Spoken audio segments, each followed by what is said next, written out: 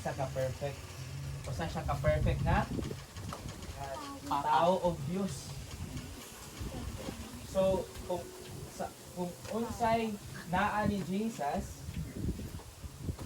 ang iyang pagkamaayon, iyang gihatag nato.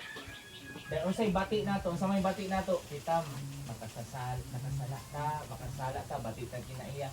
Dito gibalhin ni Jesus sa cross. Dahil ang iyang pagkamaayo, ang mga blessings sa Ginoo tanan, gibalhin niya nato. So di takos bata ana, angayan bata mo mudawat. Dili ta angayan. Oy.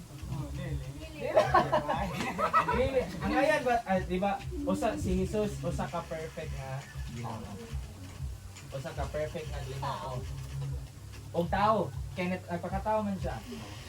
Man and fully God siya. Unya ang iyang pagka-perfect, ang iyang pagkabalaan, ang iyang pagkamatarong, iyang gibalhin diri nato. Para dili ta maimperno o para mapasaylo ato mga sala. Dayon ang atong mga bati dito gibalhin niya, so naay pagbaylo. Dili ta angayan ana. No? Sige, last na lang gyud nga illustration. Katong bisay kan dire. Maayong mo drama dire. Mga drama, tara ta. Dara. Ay, kalikuan din. Ha? Mga drama. Sige. Mga drama. Ayun dire. Sige na, ikaw muna. Ikaw muna. Sige. Okay. Sige, naakay. Dahil lain na po din siya. Sige, dali bro, dali.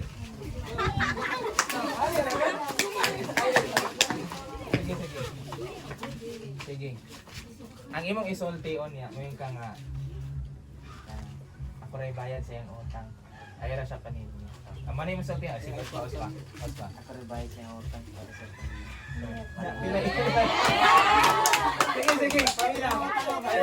Sige.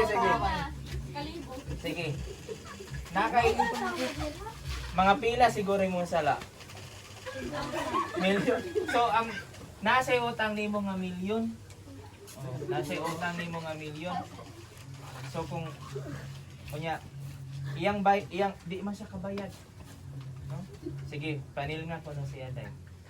Oy imong utang. Sige. Sige nga bro, Sige dai, sil nga dai.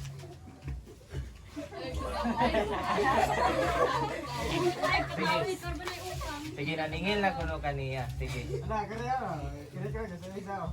Sige, hilom. Sige.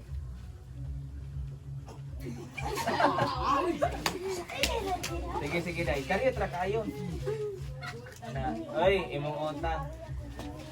Oh. Sige, siya na pod.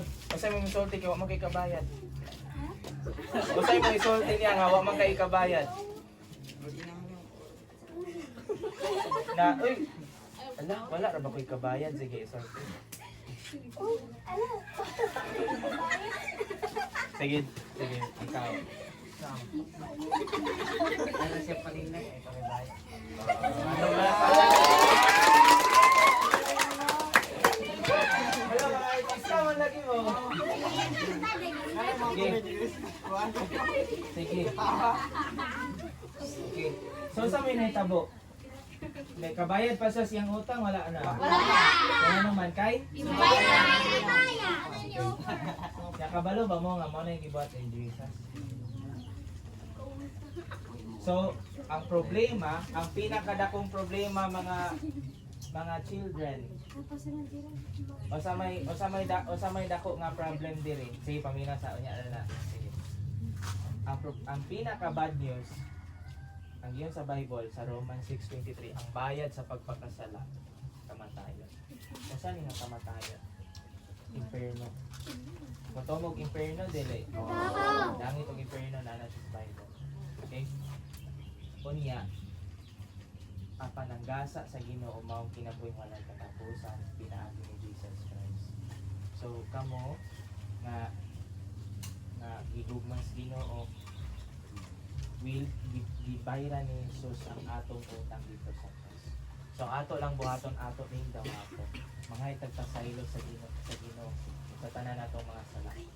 Niingon si ingon ang pulong sa Ginoo, ali kamo maghusay kita. Bisag unsa ka pulang atong sala papution. So bisan og unsa ka pula atong sala papution. Murag wala ka nakasala nganuman. Gi-erase niya ang atong mga sala o gikalimtan. So nakasabot ba mo nga naay tay ang bad news, ang bad news